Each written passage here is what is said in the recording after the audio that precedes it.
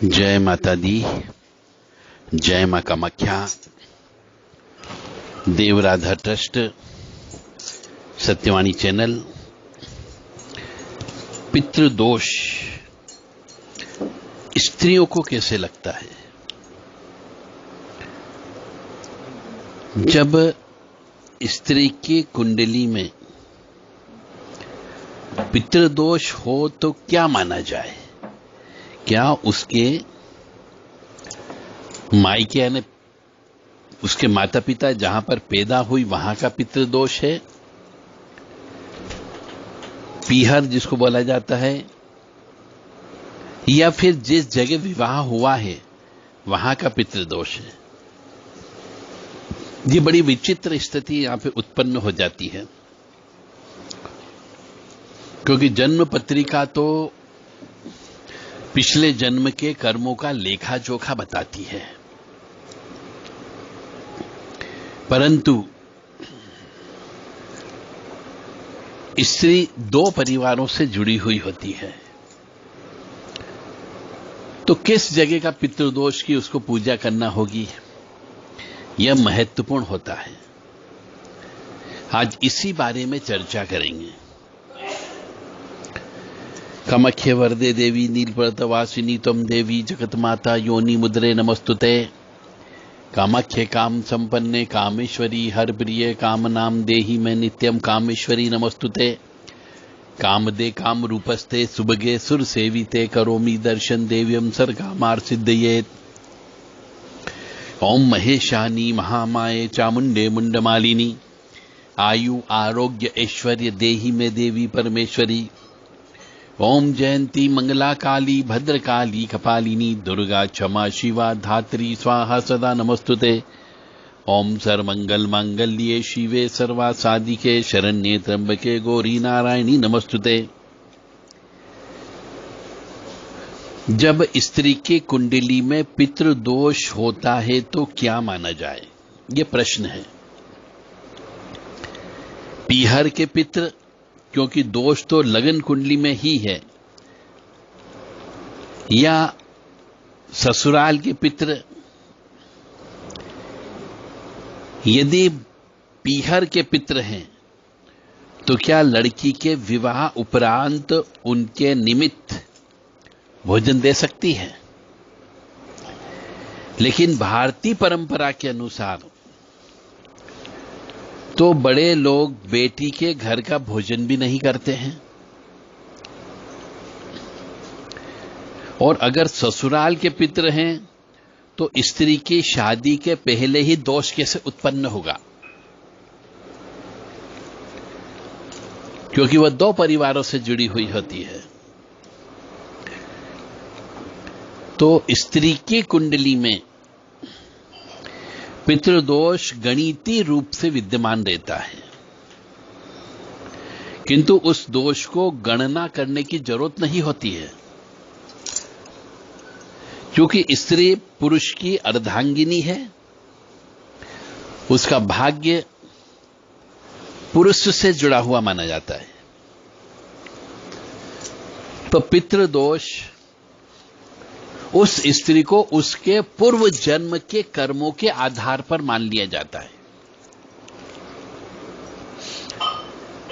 जाहिर है कि पूर्व जन्म का पितृदोष बना हुआ है, तो इस जन्म से कुछ भी लेना देना नहीं होता है।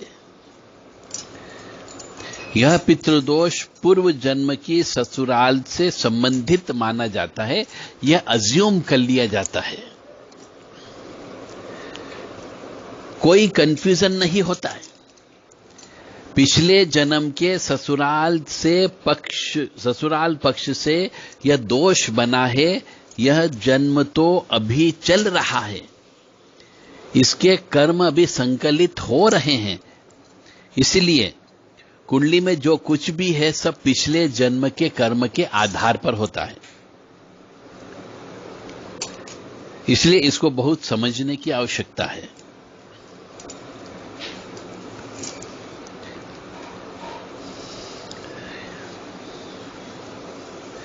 तो शादी से पहले वह अपने माता पिता के यहां पर रहती है, तब उनके हिसाब से उपाय करना चाहिए उसे। और शादी के बाद जो कि स्वयं उसका घर होता है, ससुराल, वहां पर उनके अनुसार मानना चाहिए। तो पितृदोष निर्णय का ज्ञान हर स्त्री को होना चाहिए कि उसको पितृदोष है या नहीं है, पिछले जन्म के कर्म के अनुसार। तो पितृदोष निवारण के लिए ऐसी स्त्री को पीपल के वृक्ष की पूजा करना चाहिए। पितृदोष की शांति निवारण के लिए स्त्री को विशेष तौर से अमावस्या के दिन सीधा दान देना चाहिए। अमावस्या को पितरों के निमित्त अधिक से अधिक वस्त्र का दान, अन्न का दान, जूते चप्पल का दान, छाते का दान, धातु का दान, यह सब दान करना चाहिए। और अपने कुंडली के अनुसार जो पितृदोष उत्पन्न हुआ है उसके अनुसार विवाह उपरांत अपने बड़े बुजुर्ग सास ससुर, दादी सास ससुर, उनकी सेवा करना चाहिए। बड़े बुजुर्गों का मान सम्मान करना चाहिए। तो पितृदोष जो कुंडली में है वह पितृदोष धीरे धीरे शांत हो जाता है। पितृदोष निवारण के लिए सोमवती अमावस्या, शनिचरी अमावस्या या फिर नागपंचमी या फिर श्राद्ध पक्ष में पितृदोष की शांति के निमित्त पूरे 16 दिन अपनी सामर्थ्य के अनुसार दान देना चाहिए।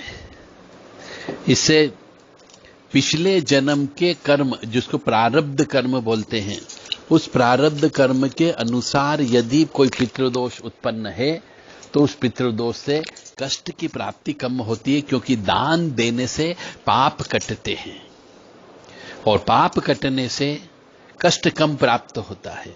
और जब कष्ट कम प्राप्त होगा तो सुख की प्राप्ति होती है और सुख मिलने से आनंद मिलता है। और जब आनंद मिलता है तो आनंद मिलने पर जहां पे आनंद होता है वहां पर लक्ष्मी की प्राप्ति होती है। और जहां लक्ष्मी होती है वहां अन्नपूर्णा का भंडार भरा हुआ होता है। इसलिए पितृदोष के निमित्त पूजा पाठ जप तप करते रहना चाहिए। और हर अमावस्या के दिन खीर पूड़ी बना करके कौवों को, गाय को, कुत्ते को अवश्य देना चाहिए। बड़े बुजुर्ग किसी मंदिर में सेवा करने वाले जनेऊधारी ब्राह्मण को घर बुला करके भोजन कराना चाहिए। जय माता दी, जय मां कामाख्या।